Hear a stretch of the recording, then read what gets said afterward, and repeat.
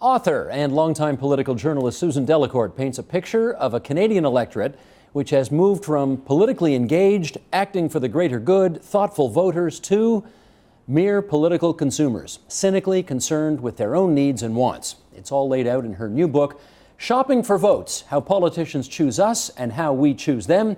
And here's the Toronto Star's senior political writer, Susan Delacourt, here in our studio. Nice to have you here. Nice to be here. Well, you've been watching national politics, of course, for a very long time from your perch at the Toronto Star. And let's just sort of do some background here. What kinds of new developments were you seeing that were happening that made you think, there's a book here and I need to write it? Oh, good question. That's a very good question. I think what I saw, in small and large ways, is that we'd moved from a discussion of the public service or the duty aspects of politics to more the merchandising. Even the words we were using were different. You know, we used to talk in terms of campaigns, which is from the military, and now we talk about branding, marketing, selling. In Ottawa now, press releases are even called products. So the whole thing felt to me like it needed a new metaphor. You've been reporting a long time too, and we try always to make it relevant to our readers. You know, politics is like a law court, or politics is like a sporting arena. It's like entertainment. But I started to realize that politics mostly resembled a shopping mall. It resembled a big box store where everybody was looking for the best bargains on their politicians and their services. Not that new either, this phenomenon, because who was it who walked into Pierre Trudeau and called him a can of tomatoes? It was Martin Goldfarb, and that's where the cover of the book comes from. Martin Goldfarb was interviewed. It was a great find, this. I found the actual article. And Martin Goldfarb he was known as the pollster extraordinaire during the Trudeau era. But back in 1970, 71, he gave an interview in which he's called a sociologist. We didn't even call them pollsters. And he conducted sensitivity sessions, which were focus groups. And he was explaining that you could use these just like they did in the consumer marketplace, and that politicians could be sold like cans of tomatoes. And he was working at the time for Bill Davis, and Bill Davis phoned him up and said, all right, can of tomatoes, are you serious? And it turns out Martin Goldfarb has been proven right. You can actually sell politicians like cans of tomatoes. Although Mr. Trudeau didn't quite like being compared that way. No, he did not. No, he didn't appreciate it, apparently. But he still made Martin Goldfarb his pollster. Yes, he did. Well, all right, let's paint this picture here, because we've got a post-war period going forward where we are transforming our democracy, if you like, from people who are citizens in a democracy to consumers of a democracy. Give us the big sort of picture of what that looks like and how that transformation happened. Well, the book, as you know, I divided it into three kind of parts, and I did it sort of forcing the metaphor a bit, but I did it to resemble a sales transaction. So from the 1950s to the 1970s, when Canadians were, buying things like crazy and fueling all the consumer growth, the politicians were walking into the showroom, metaphorically speaking, figuratively speaking, and looking for the best, for these new gadgets, polling, market research, advertising, all the things that had helped people choose things in the stores. And it was sort of a giddy, happy time, Mad Men days, bars in every ad firm, the smoky back rooms, the smoky ad rooms. The good old days. Exactly. Except they weren't. No. Well, some of it looked like a lot of fun. And then the 1980s and 1990s were a time where we were bargaining. We weren't sure whether we wanted to pay the price for all of these things. And at the same time, Canada, as we know, was caught up in national unity struggles and big constitutional exercises. So we didn't go as far down the road as the United States did during those years. This is a real overview, but I've said since 2000, we've sort of sealed the deal on marketing in politics. And now, unless you're doing sophisticated consumer-like marketing in your political campaigns, you're probably not going to win. The best marketer wins. And the best marketer has been Stephen Harper. He has been so far, certainly for the last 3 elections in a row. Yeah. Is it the politicians and their minions who have led this change, or have the public led it and the politicians have followed it? I'm glad you asked that question. Yeah, I think it's been a deal. I think we are getting, as they say, the government we deserve. The politicians wouldn't be doing this if we didn't want it.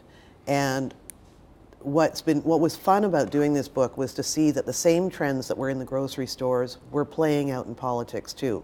In the 80s, for example, when everybody started deserting the big brands for cars or detergent, brand loyalty kind of disappeared, and you saw brand loyalty disappear for the Liberals and Conservatives too. And niche markets like where the car companies got Honda and Toyota, we got Reform and the Bloc Québécois. So that tells you that this is responding to something that we have asked politics to respond to. And we run the risk, you and I, of looking like out-of-touch fuddy-duddies here because That's right. we remember a better time and all of that kind of stuff.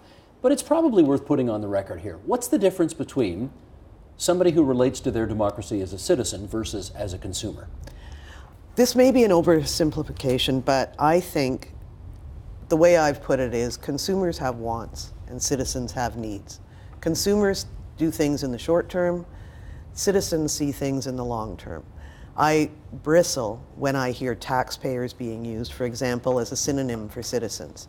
Our relationship with our government should be more complicated than merely paying for something and expecting something in return. And I think that's sort of the dangerous creep of transactional government, into all of this. Citizens sometimes have to do tough stuff. Citizens have to, the GST is a perfect example.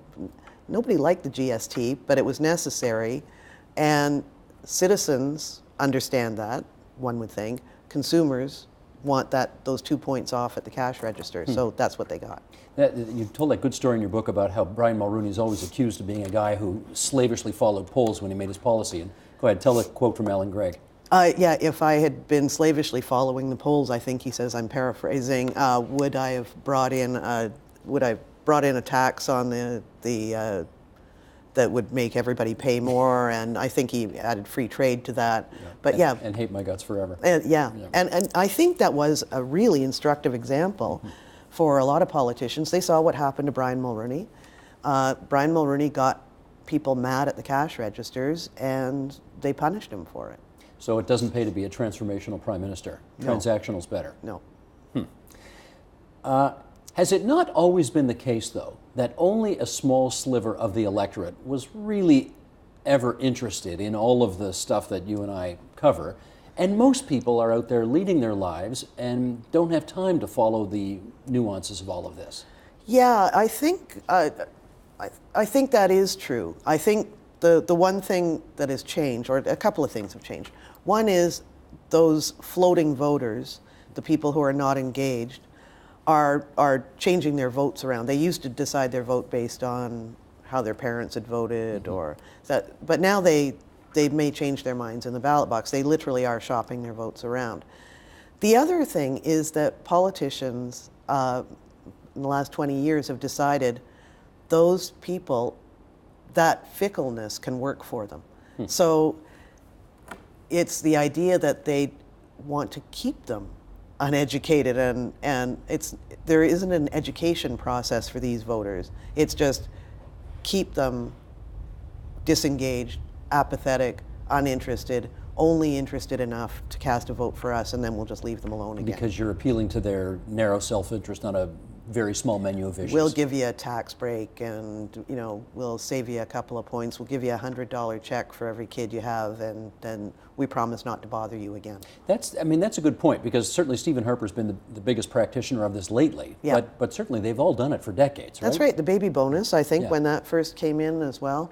But there definitely has been a progression, and what I wanted to do in this was to draw a straight line between, the time of the heady 1950s and now. One of the big ones, for example, Keith Davey, back in Liberal days, scandalized people by saying that the Liberals had winnable regions. That, in other words, some regions were more important than others, which in pure politics is, that's a horrible thing to say, is that some people matter more than others.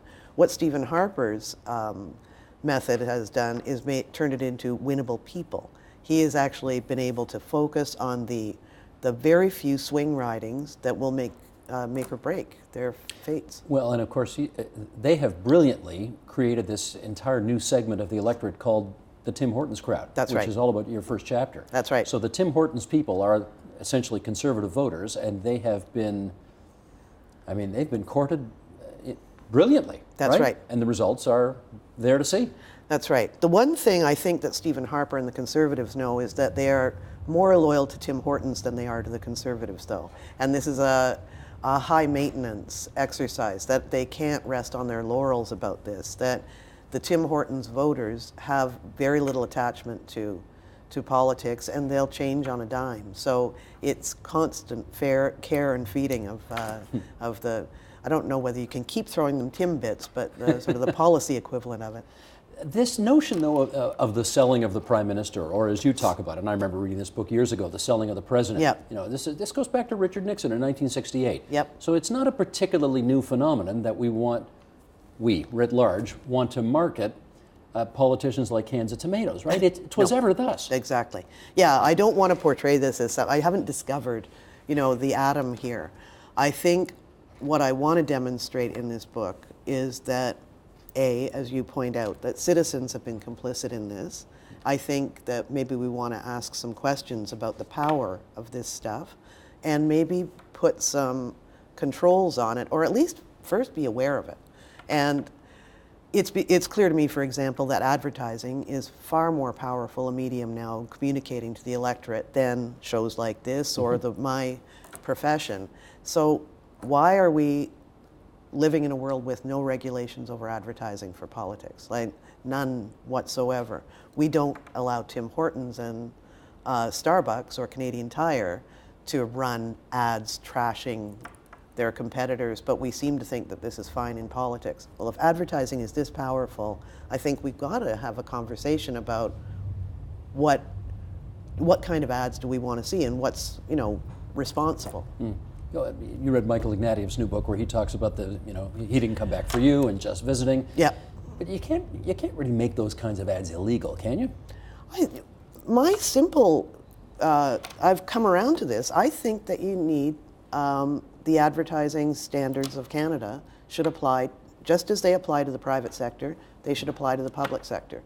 During the 2008 election, Advertising Standards Canada put out a little bulletin, and it was like an ahem in the middle of the election campaign saying, excuse me, what you're seeing right now on TV is not something we would countenance in the private sector.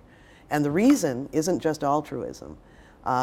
The reason that Tim Hortons and Starbucks don't go trashing each other is because they'll bring down the value of their merchandise altogether.